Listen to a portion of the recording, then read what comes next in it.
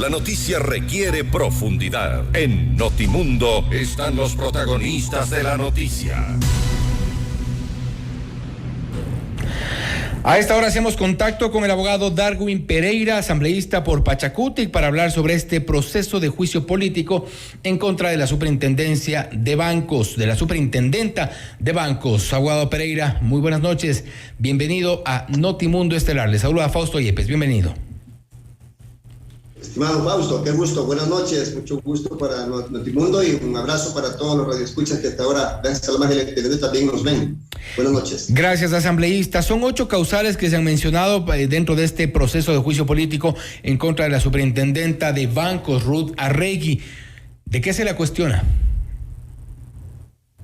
Bueno, en realidad son 8 causales y yo diría que nos quedaron cortas porque desde que planteamos el juicio político nos han llegado un sinnúmero de denuncias de todo tipo. Se nos queda fuera, por ejemplo, el caso Proinco, que también están acusándola fuertemente a la superintendenta. Se nos quedan afuera algunos otros casos. Pero en todo caso, entre las acusaciones que hemos planteado y las causales está las renegociaciones de bancos en el peor momento de la pandemia. Recuerden que se estableció una ley que se pedía a los bancos, no es que se pedía, se obligaba a que los bancos refinancien las deudas de los clientes. Esta ley, recordemos, establecía de que no se podían cobrar valores adicionales. Y en esta comparecencia, que terminado el día de hoy, tanto la señora superintendenta como los funcionarios de la superintendencia que comparecieron han aceptado que efectivamente se cobraron esos valores. Y le preguntamos si qué hicieron. Les dijimos que los devuelvan. Oiga, pero la ley no dice eso, pues la ley dice otra cosa porque le afectaron a los clientes. Y lamentablemente la ley la tienen de adorno. Hemos consultado también sobre el tema de qué pasa con los clientes que están perdiendo su dinero por los fraudes informáticos. Hay mucha gente a la que le está desapareciendo la plata de la cuenta de la noche a la mañana y resulta que los bancos dicen que todo es culpa del cliente. Discúlpeme, pero ya hay informes de fiscalía, en algunos casos, que demuestran que no es así. Y la señora superintendenta, cuando conoce estos casos, hace un copy-paste de la resolución que el banco le niega la devolución de estos valores a los clientes porque es negligencia del banco. Ahí vamos abriendo y vamos hilando más fino y descubrimos cosas como, por ejemplo, que en el caso de la superintendencia de bancos conocen de captadoras ilegales de fondo y no proceden sino hasta que pasa lo que pasó con Big Money, es decir, que desaparecen con el salto y la limosna.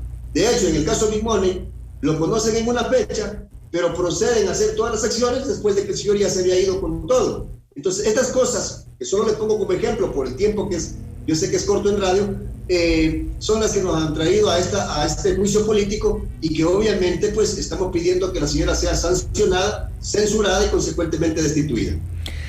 Básicamente es un proceso continuo de inacciones por parte de la superintendencia de bancos, de acuerdo a lo que usted refiere en el caso de Big Money, que es uno de los que se ha analizado dentro de estas 8 causales, y también estos más de 280,000 reclamos por fraude informático.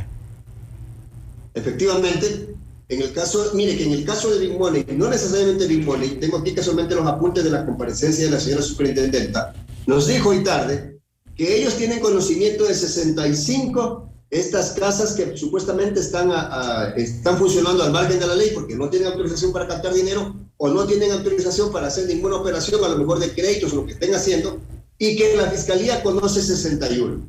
Es decir, en suma las dos conocen 126 casos. Le preguntaba a la señora superintendenta si es que todos estos casos son instituciones que se manejan a través del sistema web o físicamente como Big Money. No ha sabido responder. No ha entregado una respuesta contundente. ¿Y por qué le preguntaba esto? Porque si existen físicamente, deben estar clausuradas por la superintendencia. La superintendencia, esa parte quisiera aclararla, ¿la superintendencia conoce de 65 de estas casas? Así es, así nos ha dicho la señora superintendenta. Y ustedes pueden revisar las grabaciones porque la transmisión fue en vivo, toda la sesión se transmitió en vivo, y ustedes pueden revisar cuando la señora superintendente acepta que ellos conocen de 65, que le llaman alertas, 65 alertas que han levantado, y que la fiscalía tiene 61 alertas. Primero, que todas debería tener la fiscalía, porque es la superintendencia la que al conocer un caso debe hacer dos cosas de acuerdo a la ley. Primero, obviamente, comunicarle a la fiscalía, pero segundo, de acuerdo a la ley, tiene potestad para suspender sus actividades. y no ha pasado eso de acuerdo a lo que nos ha dicho el día de hoy. Grave, sin duda. Hay otros de los temas también que han sido parte del cuestionamiento a la gestión de la superintendenta de bancos, y tiene que ver con un acuerdo de la super de bancos para una cooperación técnica que costó alrededor de $100,000. ¿En qué consistió? Mire, la señora superintendenta nos ha dicho que ella tiene facultad, y me parece esto también extremadamente grave. Es la primera vez que escucho. Yo soy abogado y conozco de contratación pública, y creo que usted como periodista, no sé si habrá escuchado antes, pero nos dice que ella tiene potestad para disponer de fondos públicos saltándose la contratación pública. Yo no sé si te lo he escuchado eso antes, pero nos acaba de decir a todos los asambleístas el día de hoy de la Comisión de Fiscalización, y obviamente a mí que soy interpelante, que ella está facultada por la ley para poder saltarse la contratación pública y disponer de fondos públicos y contratar capacitación para los funcionarios de la Superintendencia de Bancos. Y ha contratado con una empresa que se llama Toronto Center Leadership de Canadá, y que ahí está involucrada la señora embajadora de Canadá, y que están algunos directivos famosos, tienen conocimientos, y yo no discuto eso, está bien, pueden tener conocimientos máximes en superintendencia, en temas de superintendencia de bancos, pero no se puede saltar la contratación pública, pues. ¿Cómo así se saltó la ley de contratación pública? Le paga a Toronto Center Leadership sin ir a contratación pública, ni subasta inversa, ni mínima cuantía, ni nada. Coge la plata y la entrega. Tenga más de $100,000 pagados a este organismo internacional, y que de acuerdo a ella la ley le faculta. Le hemos dicho que nos señale dónde dice la ley, y en los artículos que ella nos ha señalado, ninguno de esos establece tal sin razón. Yo no sé, repito, si usted habrá escuchado que alguien contrata en el país con fondos públicos saltándose el sistema de contratación pública. Bueno, parece una dinámica bastante frecuente, al menos en la superintendencia de bancos. En otra administración también se contrató en algún momento un abogado por más de $800,000, un abogado externo. Pero bueno, respecto de este proceso de juicio político, ¿qué otros casos han saltado una vez que se plantearon las 8 causales? Usted dice que se han mencionado otros casos y que ha habido una suerte de avalancha de denuncias. ¿Qué otras le preocupan tanto como estas 8 causales?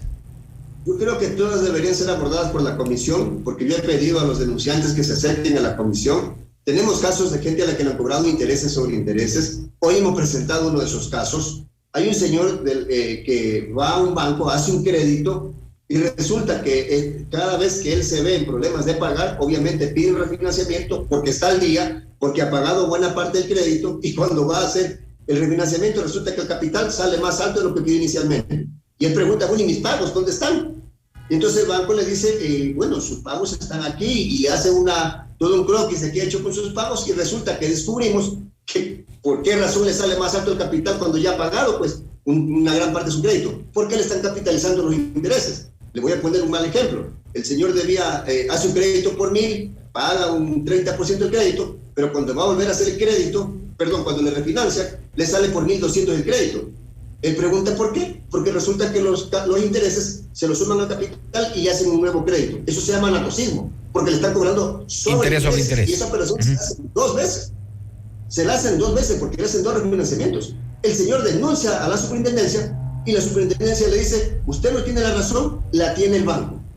O sea, la señora acepta que los bancos hagan anatosismo y cree que no puede pasar nada. Discúlpeme, eso no puede seguir pasando en este país. Detrás de estas denuncias, mi estimado amigo, tenemos gente que nos ha denunciado que se quedaron en la calle, que perdieron negocios, vehículos, casas, todo, porque no avanzan a pagarle a los bancos en este sistema que tienen y que les es avalado por la superintendencia de bancos. Yo no estoy hablando de aquellas peleas que hay de repente entre un cliente y un banco. Estoy hablando de todas esas peleas que subieron en impugnación, en apelación, como le quiera llamar, a la superintendencia de bancos, y no les supo dar respuesta.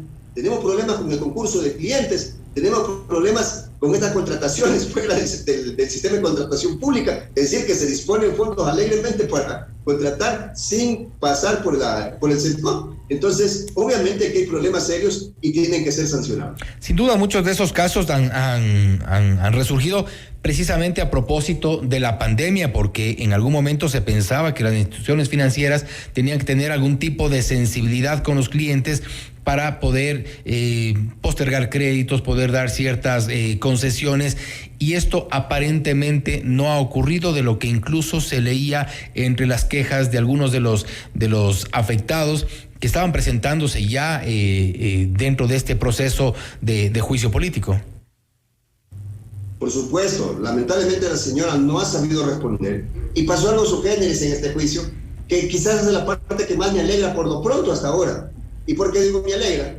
Porque muchos de los que pusimos como testigos, de las personas que decidieron primero dar la cara, porque usted sabe que exponer su problema ante el país no era fácil. Después de que los convencimos y que ellos también dijeron es que queremos que esto se solucione, cuando ya estaban inscritos como testigos, les devolvieron el dinero. Les devolvieron el dinero. Y me río porque me alegra. Bien por ellos. Y adivinen lo que pasó cuando les devolvieron el dinero, que no les habían querido devolver, que les habían negado hasta con resolución de la Superintendencia de Bancos. Pero adivinen qué pasó. Les hicieron firmar un documento para que ya no puedan comparecer a ningún lado a hablar sobre su caso. Obviamente ya no podían venir como testigos, pero yo me alegro por ello porque al final algo hemos logrado ya por lo pronto con este juicio, que es que se les empiece a devolver el dinero, pero estoy seguro, y déjeme ser pesimista en este tema, pero yo quiero ser realista. Estoy seguro que no le van a devolver a nadie más. Lo hicieron para que no comparezcan a mi juicio. Sin embargo, mucha gente que estuvo acá, que dio la cara, tuvo la valentía de decir, así me han maltratado, esto es lo que me han respondido, y ahora mismo en las redes sociales estamos subiendo todos los testimonios que vinieron a este juicio político, que la gente ya puede saber a nivel nacional estos abusos que lamentablemente han sido avalizados por la Superintendencia de Bancos. Estoy de acuerdo con que si es que se firma un documento para no hacer ningún tipo de denuncia, ya eso pasa a un plano legal, es un compromiso entre las partes, y de acuerdo con que no acudan a presentar esta denuncia, pero estamos de acuerdo en que es legal, pero no es justo tampoco. Hagan algo ustedes. Efectivamente, bueno, a los que les devolvieron el dinero les hemos entendido, no vinieron, obviamente no vinieron porque tienen el dinero en sus manos, pero yo le he dicho a los bancos, hagan el mismo ejercicio con el resto, pues. O sea, por el hecho de no ser testigos, entonces a ellos no les van a devolver, tienen que devolverles.